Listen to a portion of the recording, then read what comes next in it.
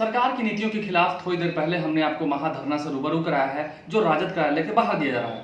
जितने प्रदेश अध्यक्ष हैं, चाहे वो जिला अध्यक्ष हों, राजद के सांसद भी वहां पर आए हुए थे। हमने सबसे आपको रूबरू कराया था लाइव के माध्यम से। उस पर जवाब लेने के लिए सत्ता पक्ष क्या कुछ कहेगा, हम आ चुके हैं जदयू प्रवक्ता सुनील कुमार सिंह जी के पास। सर, राजद ने धरना दे दिया है अपने कार्यालय के बाहर। उनका कहना है कि सरकार की जितनी नाकामियां हैं, या वो केंद्र सरकार की हो, राज्य सरकार की हो, इसको लेकर के जनता त्रस्त है।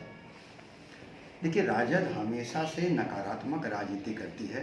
वो जान रही है कि नीतीश सरकार 7 निश्चय के आधार पर न्याय के साथ विकास और सुशासन के एजेंडे पर सफलतापूर्वक सरकार काम कर रही है और काम यहाँ पर चल रहा है। ऐसे में राजद के पास बोलने को सकारात्मक मुद्दे की कमी है, तो एक नकारात्मक मुद्दे लेकर के ये धरना वगैरह का वो करते हैं ताकि लोगों का ध्यान धरना पर आ जाए। उसके पास नीति कुछ नहीं है। अभी इनको कुछ कहना है तो जो सत्र चलता है सदन का, वहाँ तो हंगामा करते हैं, जहाँ उनको बोलने दिया जाता है, जहाँ चर्चा का चीज़ है कि आप अगर आप राज्य के हित में कुछ चर्चा चाहते हैं तो आप चर्चा करें और चर्चा का निष्कर्ष ही जो होगा वो राज्य के लिए लाभकारी होगा।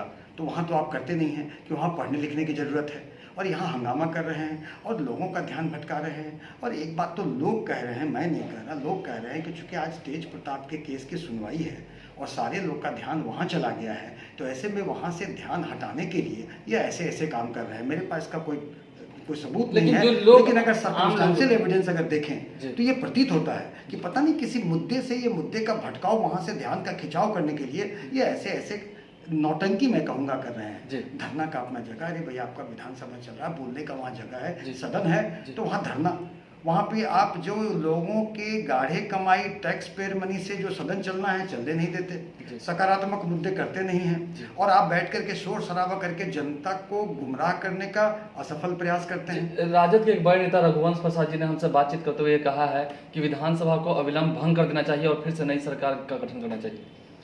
देखिए, राजद के जो आप बड़े नेता कहते हैं, राजद में कोई बड़े नेता नहीं है। जिस तरह राजद में परिवार को सत्ता का हस्तांतरण किया गया और जितने तथाकथित बड़े नेता चूं तक नहीं बोले, तो ये उनकी दास मानसिकता साबित होती है। और ऐसे में कोई बड़ा नेता नहीं है। और ये लोग किसी तरह से बात करते हैं तो कुछ तरह सोचते हैं कि इस्तीफा हो जाए सरकार का और राजकुमार को राजा घोषित किया जाए और गद्दी उन्हें मिले। तो इनके बस छोटे सोच हैं, ये छोटे सोच हैं। आपको ऐसा लगता है कि तेजस्वी यादव फिर से कहीं लाड़ टपका रहे हैं कि जदयू फिर से साथ आ जाए? इन लोगों के अपने दिवा स्वप्न देखने से आलोक जी कोई किसी को रोक नहीं सकता, लोकतंत्र है। और निश्चित ही दिवा स्वप्न देख रहे हैं कि आज होगा और आज ये राजकुमार को राजा का ताजपोशी होगा। इसी तरह से राजकुमार भी वैसे कर रहे हैं। चुनाव आ रहे हैं, चुनाव के बाद इनको अपनी औकात मालूम चल जाएगी, उसके बाद फिर वो ठीक हो जाएंगे।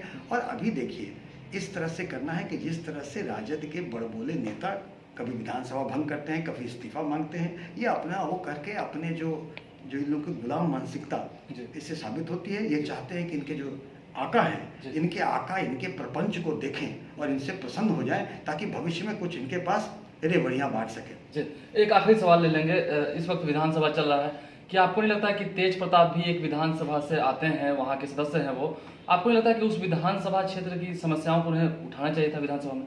निश्चित ही लोकतंत्र में जब आप विधानसभा के सदस्य हैं और सत्र चल रहा है तो आपको वहाँ के राज्य के विकास के लिए चर्चा में शामिल होना चाहिए। मगर जिसको विरासत में गद्दी मिलती हो, जिसको बिना मेहनत किए हुए पद मिलता हो, वो व्यक्ति भला मेहनत क्यों करे? आप ही बताएं। जबकि इस तरह की मेंटालिटी किसी व्यक्ति को बिना मेहनत को बड़ा राज्याभिषेक हो जाए, पद मिल जाए और उसके बाद वो मेहनत करने का चार्म में खत्म हो जाएगा। वो व्यक्ति जानेगा कि लोकतंत्र का क्या मतलब, लोकतंत्र का यही मतलब है जो कि राजतंत्र में भी नहीं था। विरासत में आप पद ले लें, विरासत में आप पद ले लें, आप सुखी रहें। तो निश्चित ही एक तरह का लोकतंत्र का ये माहौल उड़ा रहे हैं कि चुनाव हो रहे हैं और आप अपनी नौटंकी में व्यस्त हैं। चल, नौटंकी में व्यस्त है राजद, और यदि इस वक्त ऑफर देती भी है जदयू को तो जदयू उसे स्वीकार नहीं करेगी। वो विकास के काम में लगी हुई है, ऐसा कहना है जदयू प्रवक्ता सुनील कुमार सिंह जी का। अब सही में क्या धरना खत्म होगा? एक तरफ जहां तलाक की नीति चल रही है, क्या वो नीति समाप्त होकर विकास की नीति में बदलेगी या फिर जदयू सरकार में बनी रहेगी? इस पूरे मुद्दे पर हमारी नजर बनी हुई है। जनता क्या कुछ कहेगी उस सभी आपको रूबरू कराएंगे।